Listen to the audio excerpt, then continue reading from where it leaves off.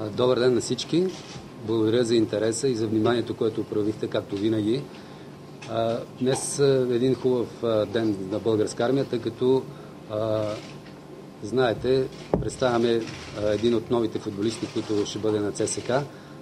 Това е Камбуров, който мисля, че визитката му е достатъчно изчерпателна, за да разбереме за какъв състезател става въпрос и за какъв професионалист. Аз лично много се радвам, и всички тук в клуба, както и спортно-техническото ръководство, че направихме този избор. Лично му благодаря на него, че предпочете ЦСК, така че мисля, че тук ще се чувства много добре и ще продължи да развива успешно кариерата си. Благодаря ви още веднъж. Желая ви весели коледни празници. Ако имате някои въпроси, след това може да ги зададете. Сега дам думата на Камбуров. Към него се обърнете. Надявам се да играе в футбол и така. Господин Илиев се свърза с мен. Мисля, че бързо се разбрахме.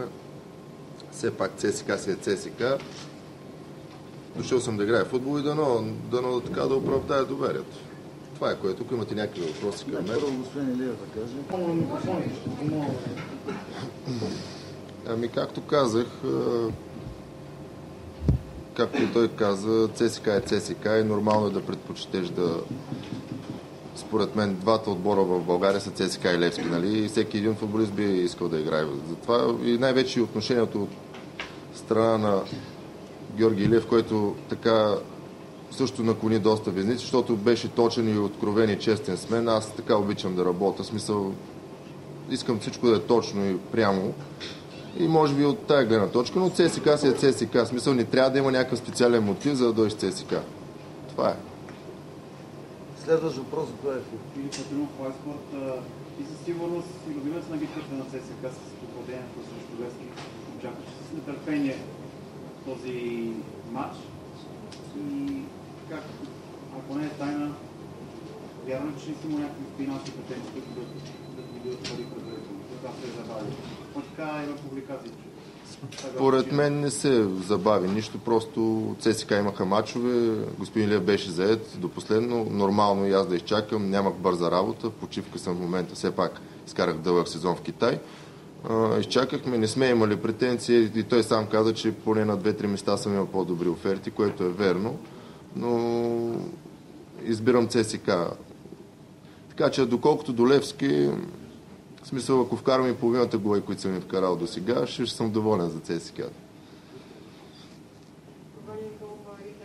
Значи специално за това си искам да ти кажа, значи парите ги бяхме договорили, това не са пари някакви тайни. На датата, на дена, в часа, в който трябваше днеска, в 2 часа трябваше, знаеше за кой ден е, няма никакви забавени, никой не е коментирал, имахме други работи, имахме, знаете, преговори с играчите. И аз му казах, имам 2 дена преговори по други неща. За вторник е определено да дойдеш. За 2 часа така ли беше? Няма никакви забавяния. За неговите условия, специално това, което сме го говорили ние колко време? 1 месец? Да. 1 месец, това, което сме си казали първия ден, това е било... Няма никакви промени от първия ден до сега. С неговия адвокат, ние даже с него много не съм говорил. С неговия да. Ивков му адвоката, може всеки да договорено коректно и честно и нищо не е променено от нещата. Два въпроса, какво ми първо за настоящия план на ЦСКА и както нямаше оставането от 9 точки, възможно ли да бъде изправен? Ами да, ЦСКА като не е на първо място, всичко друго е така неприемливо. Така че надявам се с общи усилия и така отбора да играе по-добре и през пролета да наваксаме, ако можем, тези точки. Така всички ще се борим до край. ЦСКА не може да дори да 10-12 точки да е разликата, няма отказване. Следващ въпрос. Заповядайте. Господин Илиев, представяте първото ново попълнение. Ами като лични постижения не си поставям нищо, поставям си като отборно. ЦСКА да играе добре, ако играе добре, ще вкарвам голове. Оттам може би ще постигне някакъв личен резултат, но първото е ЦСКА да играе добре, да събира максимално точки и да върви напред. Това е другото. Колко гола ще вкарам или до края на годината или до края на кариерата си, това никой не може да каже. По-важното е ЦСКА да е добре. Господин Илиев, само заговорите за менеджери. Какво започна ЦСКА за Мартин Камбуров? Има ли намесен менеджер? Още един въпрос, дали е доволен от преговорите с футболистите? С Футболистите. И първо 2 години и 3-4 месеца ме нямаше в България. Доколкото успях сега последните кръгови, хванах 3 кръга и купата, успях горе-долу да видя така.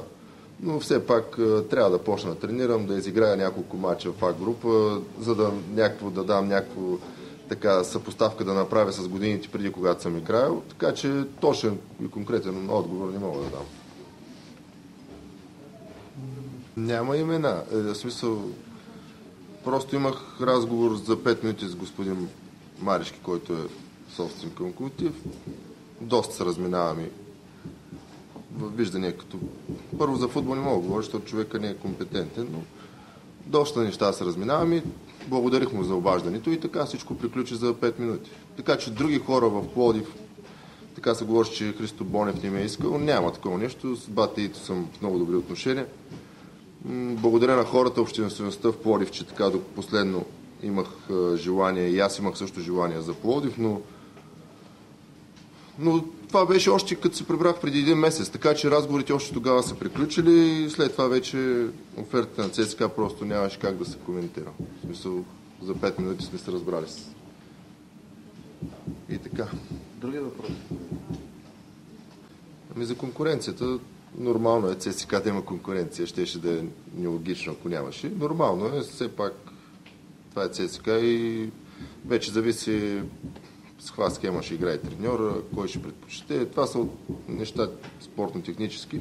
Нормално е да има и тя ражда качество, според мен, конкуренцията.